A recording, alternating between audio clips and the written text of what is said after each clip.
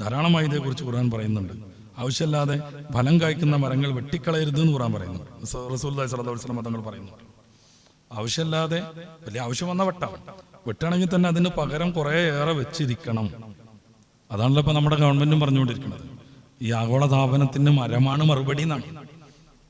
World warming എന്ന് പറയുന്ന ഒരു സംഗതി കൊണ്ട് ലോകം തന്നെ നശിക്കാൻ പോവുകയാണ്.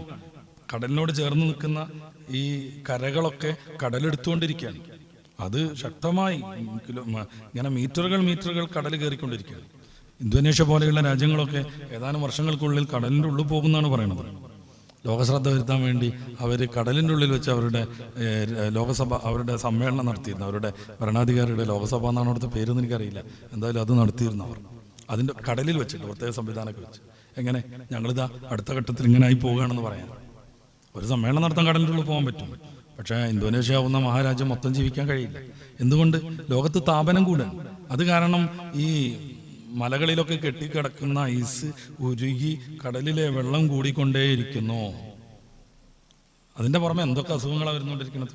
അൾട്രാവയലറ്റ് രശ്മി നേരിട്ട് പതിക്കുകയാണെന്നാണ്. അത് കാരണം ഈ തൊലിയിൽ കുറേ രോഗങ്ങൾ വരുന്നു, ക്യാൻസർ വരെയും. ഓസ്ട്രേലിയയുടെ വലുപ്പത്തിലുള്ള വലിയൊരു ഓട്ടം ഉണ്ടെന്നാണ് ഓസോൺ പാളിക്ക്.